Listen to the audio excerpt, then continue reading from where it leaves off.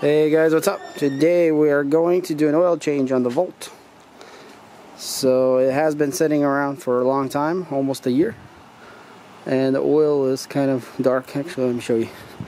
It doesn't have very much mileage on it. I can't remember how much, but you can see it's pretty dark.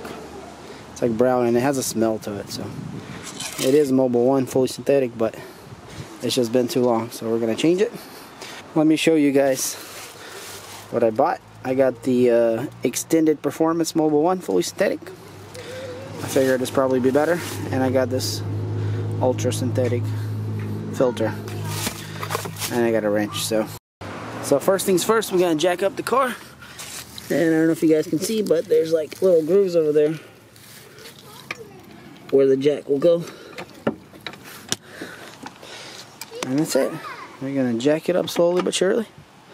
Alright guys, so I moved the car onto the driveway, so the jack seemed to want to sink into the grass. So anyways, I jacked up this side, and here you can see underneath we got an oil filter right here and the drain right there.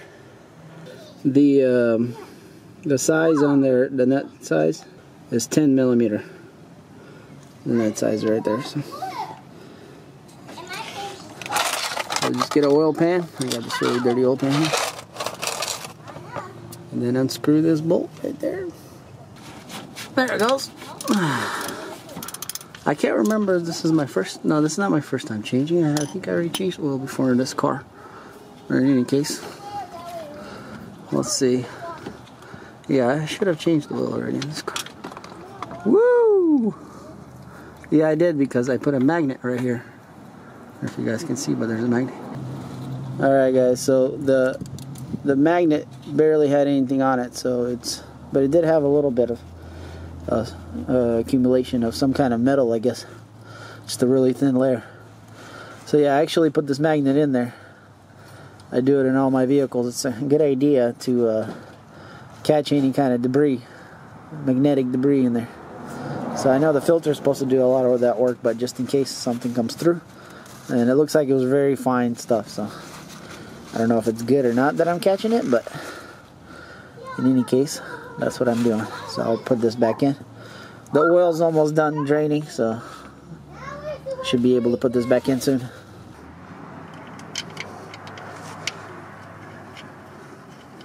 And that's it. It has a rubber O-ring on there, so it does get pretty tight easily. Seals good, I mean, that's what I'm trying to say. So there we go. Just tighten it up. I usually just use my hand to tighten it up, just feel it. Something reasonably tight is good enough. And that's it. And now we'll move on to our filter. So actually I bought a wrench, so it should be easy for me. This is only like $3 at Walmart. And this is a, I don't know if you guys can read, it's a 74 to 76 millimeter filter wrench. So 74 to 76. It goes on there perfectly. So now we'll just use our ratchet here. And that's it. This one's a toughie.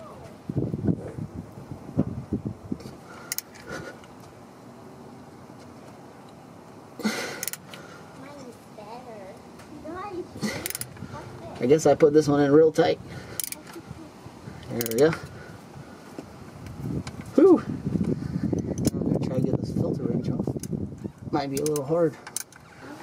So yeah, it'll come right off. Just make sure you got your oil pan ready to catch the drips. Hopefully it's not gonna drip all over the place.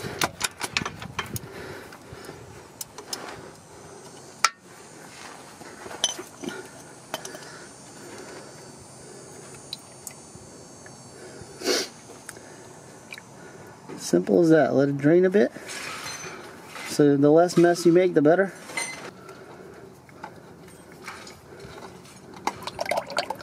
But if you got it aimed right where you need it, not a problem. So anyways, Alright guys, so before I put the oil filter on, I usually put some oil in here. But since this filter goes in like this, horizontally, I'm not going to put a lot. I'm just going to put a little bit to soak it in a little bit. And you always want to put a little film of oil on this rubber. So once it does go in, once you tighten it, it can slide real good on that oil. So see if I can put just a little bit in here. Right in the middle is where you want it. That should be plenty actually. That might actually come out. I think I might have put too much, but in any case, you just want to put some in there so it has a little bit. So there you go. So film this real good like this, get some oil on it, and now it's ready to go in. Everything looks nice and clean there. Just put it in there like this and roll it on. None of it came out, so that's good. And there we go. So I'll get it hand tight pretty good. Obviously that's good. Wipe some of it down here wherever there's some oil, because we don't want any oil just sitting around. It'll accumulate dirt. And normally what I would do is I would just turn it until it becomes a little bit hard to turn. And then from there I would turn it like about a quarter of the turn. Maybe a little more. And that should be plenty right there, because if you do any tighter, it's super hard to get off. Like, I think last time I made it a little bit tighter than usual, but that was pretty tight too. So I just don't like the idea that if this is kind of loose, it could come out. But anyways, this should be more than enough. So yeah, that's how you put. So basically down here, you're done. This is tight, this is on. So now we go up and add oil. Alright guys, so this is what the old oil looks like. So it's right at, there's a gauge here, and it's right at 5, a little bit lower than 5 quarts. So technically this thing should take about 5 quarts. I can't remember exactly how much it is, but maybe it's like 5.2 or something, but it should be right at what we need. So make sure it's not too dirty here where you're gonna drop some sand in it or anything. So we're just gonna open up and pour it right in there. I don't have a funnel, so I'll just have to pull it like that. Hopefully I won't miss it. See if I can get this thing aimed right at it.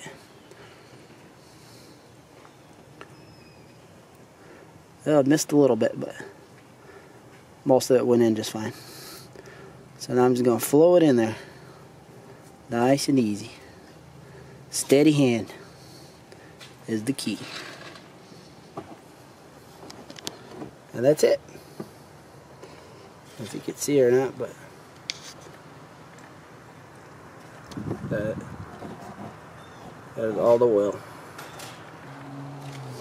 Just put it here, because that's all I got anyway, so if I have to add it, I'll buy it later. Alright, so this is it. Put your cap back on, however it goes on. And then you would want to check the oil. Alright, let's see what's going on.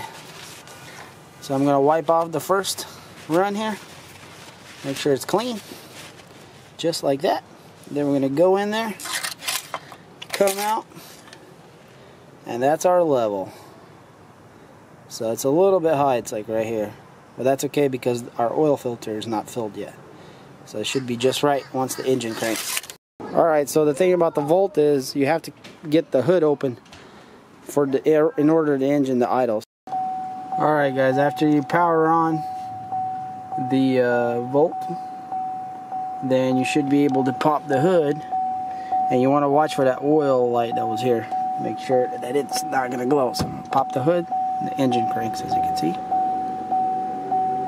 So there is no oil light coming up, so that's good.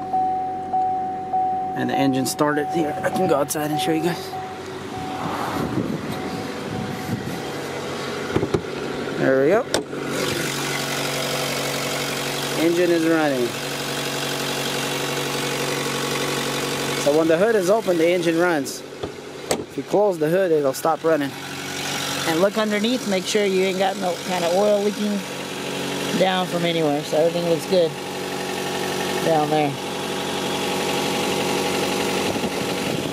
So that's basically it. Just close the hood, and the engine should stop. But it's not stopping because I guess it's doing something. Normally it stops, but sometimes it takes a little bit for it to stop. So, but yeah, that's how you change the oil in your car.